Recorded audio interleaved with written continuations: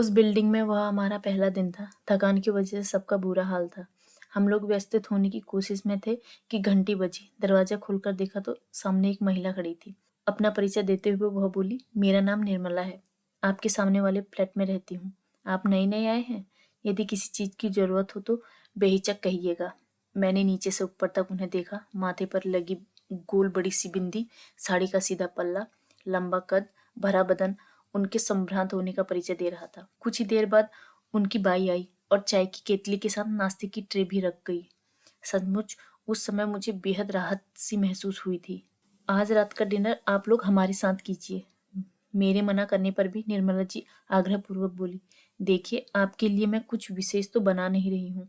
जो दाल रोटी हम खाते हैं वही आपको भी खिलाएंगे। रात्रि भोजन पर निर्मला जी ने कई तरह के स्वादिष्ट पकवानों से मेज सजा दी। राजमा चावल, दही बड़े, आलू गोभी और न जाने क्या क्या। तो इस भोजन को आप दाल रोटी कहती हैं? मैंने मजाकिया स्वर में निर्मला से पूछा तो वह हंस दी थी। जवाब उनके पति प्रोफेसर रमाकांत जी ने दिया, आपके बहाने आज मुझे भी अच्छा भोजन मिला, वरना सच में दाल रोटी से ही गुजारा करना पड़ता है। लौटते समय निर्मला जी ने 2 फोल्डिंग चारपाई और गद्दे भी भिजवा दिए। हम दोनों पति पत्नी इसके लिए उन्हें मना ही करते रहे, पर उन्होंने हमारी एक न चलने दी। अगली सुबह रवि दफ्तर जाते समय सोनल को भी साथ ले गए। स्कूल में दाखिला के साथ नए गैस कनेक्शन, राशन कार्ड जैसे कई छोटे छोटे काम थे जो वह एक साथ निपटाना चाह रहे थे। ब्रीफकेस लेकर रवि जैसे ही बाहर निकले, निर्मला जी से भेंट हो गई। उनके हाथ में एक पर्ची थी। रवि को हाथ में देते हुए बोली, भाई साहब, कल रात मैं आपको अपना टेलीफोन नंबर देना भूल गई। जब तक आपको फोन कनेक्शन मिले आप मेरा फोन कनेक्शन इस्तेमाल कर सकते हैं। निर्मला जी ने 2 दिन में काम वाली बाई और अखबार वाले का इंतजाम भी कर दिया। जब घर सेट हो गया तब भी निर्मला को जब भी समय मिलता आकर बैठ जाती। सड़क के आर पार के समाचारों का आदान प्रदान करते उन्हें देख मैंने सहजता से अनुमान लगा लिया था कि उन्होंने महिलाओं से अच्छा खासा संपर्क बना रखा है। उस समय मैं सामान का कार्टन खोल रही थी कि अचानक उंगली में पेचकस लगने से मेरे मुंह से चीख निकल गई।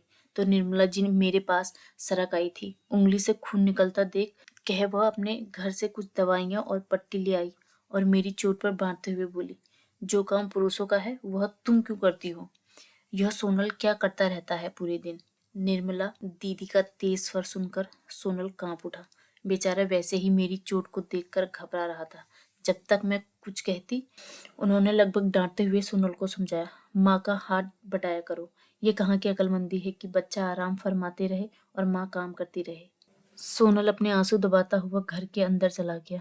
मैं अपनी बेटी की उदासी कैसे सहती? अंततः बोली, दीदी सोनल मेरी बहुत मदद करता है, पर आजकल इंटरव्यू की तैयारी में व्यस्त है। इंटरव्यू? कैसा इंटरव्यू? दरअसल इसे दूसरे स्कूलों में ही दाखिला मिल रहा है, लेकिन हम चाहते हैं कि इसे माउंट मैरी स्कूल में ही दाखिला मिले। क्यों, माउंट मैरी स्कूल में कोई खास बात है क्या? निर्मला ने भौं उचकाकर पूछा तो मुझे अच्छा नहीं लगा था। अपने घर किसी पड़ोसी का हस्तक्षेप उस समय मुझे बुरी तरह खल रहा था। बात को स्पष्ट करने के लिए मैंने कहा, यह स्कूल इस समय नंबर 1 पर है। यहाँ आईआईटी और मेडिकल की कोचिंग भी छात्रों को मिलती है। अजी स्कूल के नाम से कुछ नहीं होता, निर्मला बोली। पढ़ने वाले बच्चे कहीं भी पढ़ लेते हैं। यह तो है, फिर भी स्कूल पर काफी कुछ निर्भर करता है। कुशाग्र बुद्धि वाले बच्चों को अच्छी प्रतिस्पर्धा मिले तो वह सफलता के सोपान चढ़ते चले जाते हैं। लेकिन इतना याद रखना सविता, इन्हीं स्कूलों के बच्चे ड्रग एडिक्ट्स भी होते हैं। कुछ तो असामाजिक गतिविधियों में भी भाग लेते देखे गए हैं। इतना कहते कहते निर्मला हाँफने लगी थी। खैर, जैसे तैसे मैंने उन्हें विदा किया। निर्मला की जरूरत से ज्यादा आवाजदेही और मेरे घरेलू मामले में दखलंदाजी अब मुझे खलने लगी थी। कई बार सुना था कि पड़ोसी ने दूसरे के घर में घुसकर पहले तो दोस्ती करती हैं, बातें कुरेद कुरेद कर पूछती हैं, फिर उन्हें झगड़े में तब्दील करते देर नहीं लगती। एक दिन मैं और पड़ोसिन ममता एक साथ कमरे में बैठे थे। तभी निर्मला आ गई और बोली, यह तुम्हारा पंखा बहुत आवाज करता है, कैसे सो पाती हो? यह कहकर वह अपने घर गई और टेबल फैन उठाकर ले आई। कल ही मिस्त्री को बुलवाकर पंखा ठीक करवा लो, तब तक इस टेबल फैन से काम चला लेना। पड़ोसी ममता के सामने उनकी यह बेवजह की घुसपैठ मुझे अच्छी नहीं लगी थी। रवि दफ्तर के काम में बेहद व्यस्त थे, इसीलिए इन छोटे छोटे कामों के लिए समय नहीं निकाल पा रहे थे। सोनल भी माउंट मैरी स्कूल के पाठ्यक्रम के साथ खुद को स्थापित करने में कुछ परेशानियों का सामना कर रहा था। मिस्त्री कहाँ से बुलाता, मैं भी इस ओर विशेष ध्यान नहीं दे पाई थी। मैंने उन्हें धन्यवाद दिया और एक प्याली चाय बनाकर ले आई। चाय की चुस्कियों के बीच उन्होंने टटोलती सी नजर चारों ओर फेंक कर पूछा, सोनल कहाँ है? स्कूल में ही रुक गया है, कॉलेज की लाइब्रेरी में बैठकर पढ़ेगा, आ जाएगा 4 बजे तक। निर्मला के चेहरे पर चिंता की आड़ी तिरछी रेखाएं उभर आई। कभी घड़ी की तरफ देखती तो कभी मेरी तरफ। लगभग 4:15 बजे सोनल लौटा और किताबें अपने कमरे में रखकर बाथरूम में घुस गया। मैंने तब तक दूध गर्म करके मेज पर रख दिया था। नए कपड़े में सोनल को देखकर निर्मला जी ने मुझसे प्रश्न किया, सोनल कहीं जा रहा है? हाँ, इसके एक दोस्त का आज जन्मदिन है, उसी पार्टी में जा रहा है। सोनल घर से बाहर निकला तो बुरा सा मुंह बनाकर बोली, सविता, जमाना बड़ा खराब है।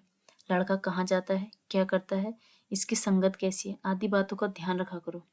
अपना बच्चा चाहे बुरा ना हो, लेकिन दूसरे तो बिगाड़ने में देर नहीं करते। निर्मला की आए दिन की टीका टिप्पणी के कारण सोनल अब उनसे चिढ़ने लगा था। उनके आते ही उठकर चला जाता। मुझे भी उनकी जरूरत से ज्यादा घुसपैठ अच्छी नहीं लगती, किंतु उनके सहृदय स्नेही स्वभाव के कारण विवश हो जाती थी। धीरे धीरे मैंने अपने घर का दरवाजा बंद रखना शुरू कर दिया। घर के अंदर घंटी बंद करने का स्विच और लगवा दिया। अब जब भी दरवाजे पर घंटी बजती मैं आईहोल में से झांकती। अगर निर्मला होती तो मैं घंटी को कुछ देर के लिए अनसुनी कर देती और यह समझकर कि घर के अंदर कोई नहीं है वह लौट जाती। काफी राहत सी महसूस होने लगी थी मुझे। कई आधे अधूरे काम निपट गए, कुछ लिखने पढ़ने का समय भी मिलने लगा। सोनल भी अब खुश रहता था। पढ़ने के बाद जो भी थोड़ा बहुत समय मिलता वह मेरे पास बैठकर बिताता। शाम को जब रवि दफ्तर से लौटते हम नीचे जाकर बैठ जाते। कुछ नए लोगों से जान पहचान बढ़ी, कुछ नए मित्र भी बने। उन्हीं दिनों मेट्रो में एक नई फिल्म लगी थी। हम दोनों पति पत्नी पिक्चर गए थे। बरसों बाद अचानक रवि के मोबाइल की घंटी बजी। निर्मला जी थी। बेहदवास परेशान सी बोली, भाई साहब, आप जहाँ भी हैं जल्दी घर आ जाइए। आपके घर का ताला तोड़कर चोरी करने का प्रयास किया गया है। धक्क से रह गया दिल। पिक्चर आधे में ही छोड़कर दौड़ती भागती मैं घर की सीढ़ियां चढ़ गई थी। रवि गाड़ी पार्क कर रहे थे।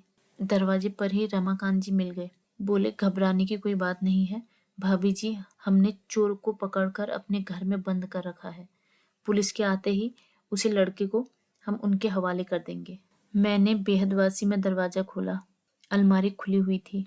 कैमरा, वॉकमैन, घड़ी के साथ और भी कई छोटी छोटी चीजें थैले में डाल दी गई थी। लॉकर को भी चोर ने हथौड़े से तोड़ने का प्रयास किया था, पर सफल नहीं हो पाया था। एक दिन पहले ही रवि के एक मित्र की शादी में पहनने के लिए मैं बैंक से सारे जेवर निकाल कर ला गई थी। कुछ नकदी भी घर पे पड़ी हुई थी। अगर निर्मला के समय पर बचाव न किया होता तो आज अनर्थ ही हो जाता। मैं और रवि कुछ क्षण बाद जब निर्मला के घर पहुंचे तो वह उस चोर लड़के को बुरी तरह मार रही थी। रमाकांत जी ने पत्नी के चुंगल से उस लड़के को छुड़ाया। फिर बोले, जान से मार डालोगी क्या इसे? तब निर्मला गुस्से में बोली थी, कमबख्त पैदा होते ही मर क्यों नहीं गया? कुछ ही देर में पुलिस आ गई और उस लड़के को पकड़कर अपने साथ ले गई।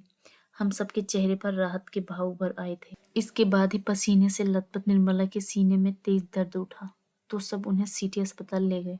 डॉक्टर ने बताया कि हार्ट अटैक है। 3 दिन और 2 रात के बाद उन्हें होश आया। जिस दिन उन्हें अस्पताल से डिस्चार्ज होना था हम पति पत्नी सुबह ही अस्पताल पहुंच गए थे। डॉक्टर ने हमें समझाया कि इन्हें हर प्रकार के टेंशन से दूर रखना होगा। जरा सा रक्तचाप बढ़ा तो दोबारा हार्ट अटैक पड़ सकता है। रमाकांत जी कुर्सी पर बैठे एकटक पत्नी को देखे जा रहे थे। अचानक उनका गला भर आया। वे कांपते स्वर में बोले, जिसके दिल में जिंदगी भर का नासुर पल रहा हो वह भला टेंशन से कैसे दूर रह सकता है? सविता जी, जिस लड़के ने आपके घर का ताला तोड़कर चोरी करने का प्रयास किया वह हमारा बेटा था। विश्वास नहीं हुआ था अपने कानों पर। लोगों को शिक्षित करने वाले रमाकांत जी और पूरे मोहल्ले की हितैषी निर्मला का बेटा चोर, जो खुद के स्नेह से सबको संचित करती रहती थी, उनका अपना बेटा अपराधी। रमाकांत जी ने बताया, दरअसल निर्मला ने आप लोगों का कार में बिल्डिंग से बाहर जाते हुए देख लिया था। कोई आधा घंटा भी नहीं बीता होगा जब दूध लेकर लौट रही थी कि आपके घर का ताला नदारद था और दरवाजा अंदर से बंद था। पहले निर्मला ने सोचा कि शायद आप लोग लौट आए हैं, लेकिन जब खटखट का स्वर सुनाई दिया तो उन्हें शक हुआ। धीरे से उन्होंने दरवाजा बाहर से बंद किया और चौकीदार को बुला लाई। थोड़ी देर में चौकीदार की सहायता से चोर को अपने घर में बंद कर दिया और फोन कर पुलिस को सूचित भी कर दिया। हतप्रभ से हम पति पत्नी एक दूसरे का चेहरा देखते तो कभी रमाकांत जी के चेहरे पर उतरते चढ़ते हाव भाव को पढ़ने का प्रयास करते। शहर के सबसे अच्छे स्कूल माउंट मेरी कॉन्वेंट में हमने अपने बेटे का दाखिला करवाया था। टूटते बिखरते स्वर में रमाकांत जी बताने लगे, इकलौती संतान से हमें भी ढेरों उम्मीदें थी। यही सोचते थे कि हमारा बेटा भी होनहार निकलेगा, पर वह बुरी संगत में फंस गया। हम दोनों पति पत्नी समझते थे कि वह स्कूल गया है, पर वह स्कूल नहीं, अपने दोस्तों के पास जाता था। स्कूल से शिकायतें आई तो डांट फटकार शुरू की, मारपीट का सिलसिला चला, पर सब बेकार गया। उसे तो चरस की ऐसी लत लगी कि पहले अपने घर से पैसे चुराता, फिर पड़ोसियों के घरों में चोरी करने लगा।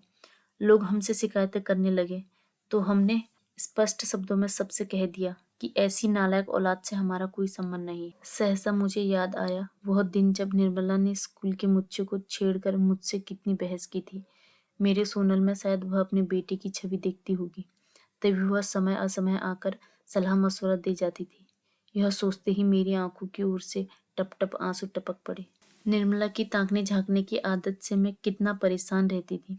यही सोचती थी कि इनका अपने घर में मन नहीं लगता, पर आज असलियत जानकर पता चला कि जब अपना ही खून अपने अस्तित्व को नकारते हुए बगावत का झंडा खड़ा कर बीच बाजार में इज्जत नीलाम कर देता है तो कैसा महसूस होता होगा अभिभावकों को।